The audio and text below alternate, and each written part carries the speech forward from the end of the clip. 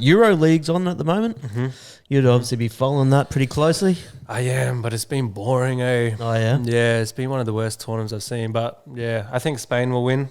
Who do you support? I go for, I don't know why. I'm going for the Netherlands. But Netherlands? I'm like 100. Amsterdam got you, last year?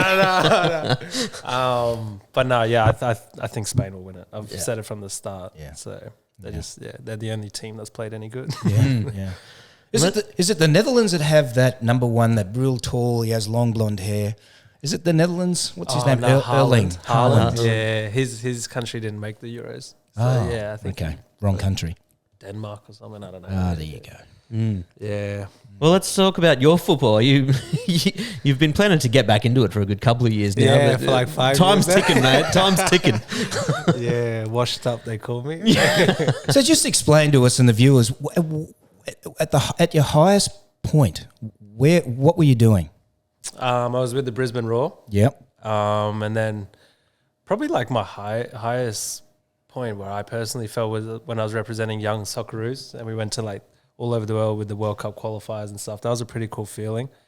But then I sort of like became a pro like too quickly. Because I was playing like local club footy, and then I got signed to Brisbane Roar Youth. And then within 18 months, I went from like club footy to Raw Youth to Raw First Team to Young Socceroos. And then it just, I don't know. I didn't even really know if this was. Did it get to a point where you then you needed management, you needed an agent? Well, yeah, when we were at the World Cup quality, we had agents like flying in from all over the world to come like meet us, sort of thing. But I ended up getting injured for like 3 months, and then it just didn't. I don't know. I felt like it just but I probably shouldn't go into detail. But I ended up going down to Melbourne for a year, and then everything went downhill from there. Do you get someone pregnant? Is that what you did? Nah. Okay. It was I don't know. It just wasn't the environment. Like, I'm very easygoing, outgoing sort of thing. And then, it's pretty, I don't know. Footballers are just so arrogant and just like, they think they're better than everyone else. I love your honesty, mate. Yeah, I don't know. It just wasn't the vibes. But yeah, I still love it. It's still my favorite sport and everything. But like, I probably enjoy it more being a fan. Are you absolutely serious about wanting to step back into the game?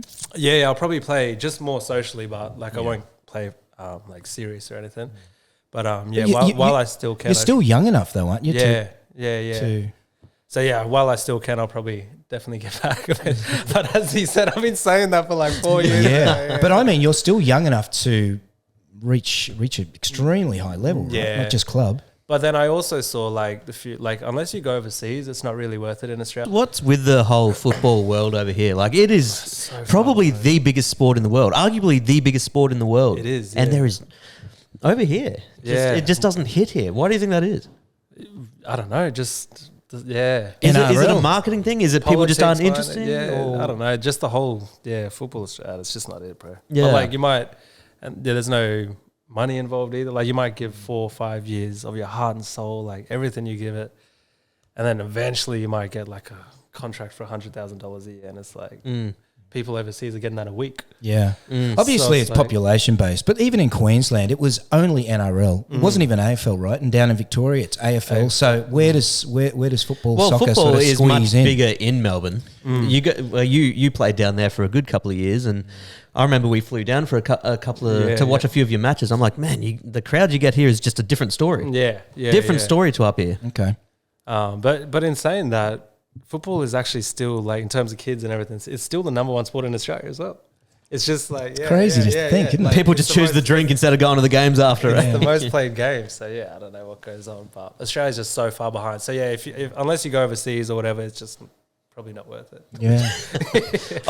Play for fun. Yeah, all my boys are gonna be like, "Oh, you're so right."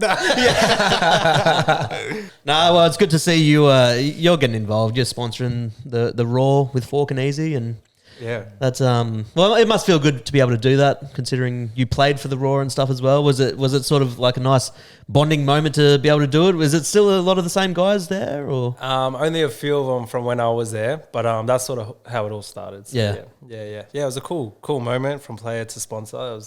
Felt pretty cool, not gonna lie. So well, someone's got to put the meals on their table, eh? Yeah. Absolutely.